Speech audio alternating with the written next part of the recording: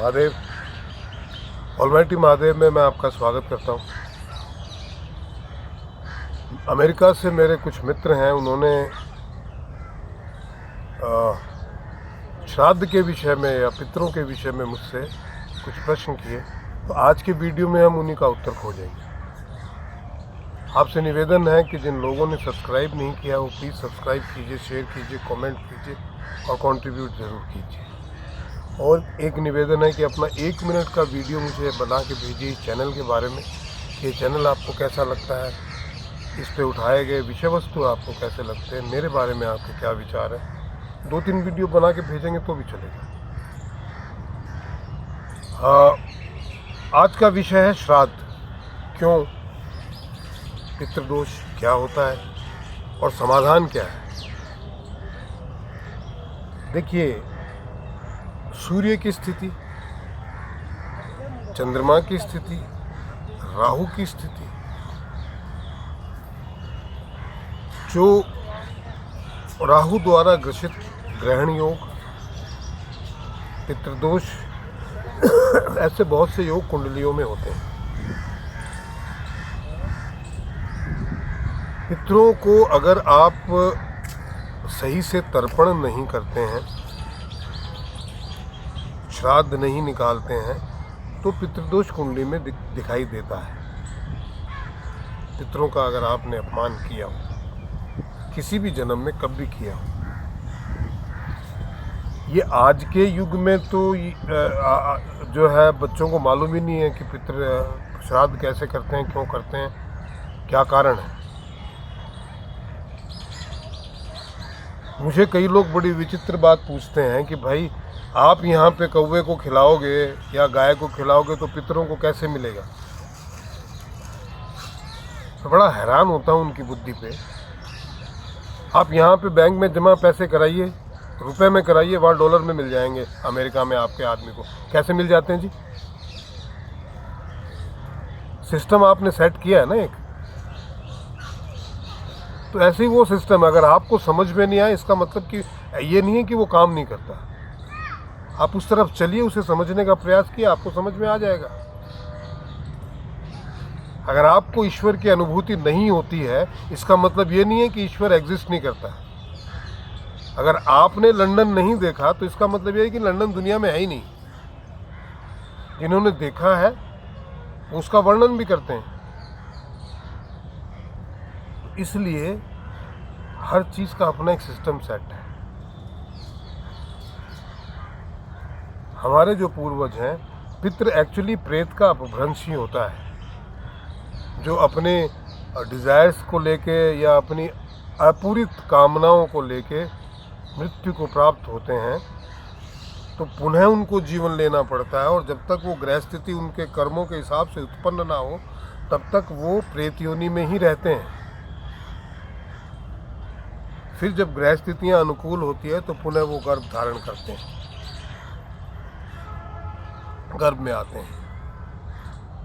तब तक उनके लिए हम अपनी तरफ से, हमारे पूर्वजों ने ये समाधान खोजा हुआ है कि उनको अमावस्या के दिन हर महीने और पितृपक्ष में 15 दिन तक उनकी तिथि, उनके जो हत्या, जिनकी हाथे बोलते हैं एक तरीके से, उनके जो मृत्यु हुई थी उस दिन को लेके हम श्राद्ध का प्रावधान करते हैं। और निश्चित ही ये मेरा व्यक्तिगत अनुभव है, मैं आपको बताता हूँ। मैंने तकरीबन 97-98 में 36 ऐसी प्रेतात्माएं थी जिनका इंटरव्यू लिया था, जिनसे मेरा साक्षात्कार हुआ था। तो उन्होंने बताया बाकायदा कि हमारे द्वारा श्राद्ध पक्ष में दिए गए भोजन को वो ग्रहण करते हैं, उन्हें प्राप्त होता है। और वो इस लालसा के साथ आते हैं धरती पे, आपके घर आते हैं और पितरों की सेवा करने से, क्योंकि सबसे पहले आपकी सहायता करने कौन आएगा घर पे? जो घर वाले होंगे वही। तो यदि आपके पितृ शांत रहते हैं तो आपके घर में शांति रहती है, वरना वो शांति रहने नहीं देते। आपके घर में कलह का कारण पितरों का अशांत होना ही होता है। जिनके पितृ शांत रहते हैं उनके घर में कलह नहीं होती। दूसरे आपके कुल देवता, कुल देवी, उस जगह के स्थान देवता, स्थान देवी, उस जिस ग्राम में रहते उस ग्राम के ग्राम देवता, ग्राम देवी, सबसे पहले वही काम आएंगे आप। सीधे प्रधानमंत्री तक आपकी एप्लीकेशन नहीं जाती। There is a portal, there is a system. You have to upload your application on that particular portal. People there who are looking at that portal, they will search, they will filter the application, then it go to next level, then it go to next level, and then finally it will reach to Prime Minister, if it is necessary. Otherwise सारा काम नीचे वाले ही करते हैं। देवता बनाए क्यों गए? उनका तो कोई काम ही नहीं रहता। फिर पितृ होते क्यों हैं? उनका कोई काम नहीं था। और बहुत से लोग ये हमारे यहाँ ये भी है कि गया जी में आप चले जाओ और वहाँ अपने पितरों का तर्पण कर दो तो उसके बाद श्राद्ध बनाने की आवश्यकता नहीं। ऐसा नहीं है जी।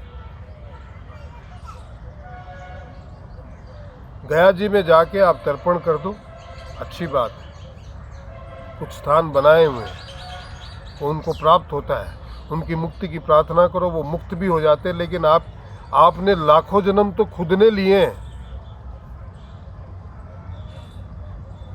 और इस कुल में पता नहीं कितनी बार, अपने ही कुल में आपने कितनी बार जन्म लिया है। आप अपने ज्ञात पितरों का वहाँ पे जो है मुक्ति के लिए प्रावधान करके आते हैं, सबका नहीं कर पाते। सर्व पितृ बोल के आपने कर दिया और हो गया, ऐसा नहीं है। आपके पूर्वजों में हो सकता है किसी की अकाल मृत्यु हुई हो, किसी ने आत्महत्या की हो, किसी की युद्ध में मृत्यु हुई हो, जो अनेकों अनेक हजारों वर्षों से आज भी प्रेत योनि में, उनका भी श्राद्ध निकालना पड़ता है। वो भी तकलीफ देते हैं और उन सबको देते हैं जो उनके वंश में है। आपको बड़ा कपोल कल्पित सा मामला लग रहा होगा, ऐसा है नहीं। श्राद्ध हर अमावस्या को आपको पितरों को के निमित्त भोजन निकालना ही चाहिए, उससे आपका फायदा होगा। हर पितृपक्ष में 15 दिन तक आपको नियमित हर रोज आपको पता हो या ना पता हो, क्योंकि आजकल किसी को कुछ पता नहीं, तो आप उस दिन ये प्रार्थना करें कि आज के दिन जो मृत्यु को प्राप्त हुए हैं, अकाल मृत्यु को प्राप्त हुए हैं, किसी भी तरीके से प्रेत योनि में, वो जितने सारे पितर हैं उनके लिए मैं ये प्रावधान कर रहा हूँ। और अमावस्या को सर्व पितृ अमावस्या इसीलिए बोला जाता है। और आप करके देखिए, आपके व्यापार में वृद्धि होगी, आपके घर से कलह का वातावरण मिट जाएगा, और आपकी जो चीज़ें, मतलब जो निवाला, जो काम आपके यहाँ तक पहुँच के वापस से बिगड़ जाते हैं, वो बनने शुरू हो जाएंगे। और आपके पितृ जो है मुझे भी आशीर्वाद देंगे कि चलो किसी ने तो बोला और उसकी बात मान के हमारे ये जो नालायक करने लगे। आशा है आज का वीडियो आपको पसंद आया होगा। मेरा आपसे अनुरोध है कि प्लीज़ शेयर कीजिए, सब्सक्राइब कीजिए और कंट्रीब्यूट ज़रूर कीजिए भैया। और पितृपक्ष मनाइए, और बड़ी ही श्रद्धा से मनाइए, नहा धो के बड़े प्रेम से भोजन करवाइए। आप ही के पूर्वज हैं। महादेव।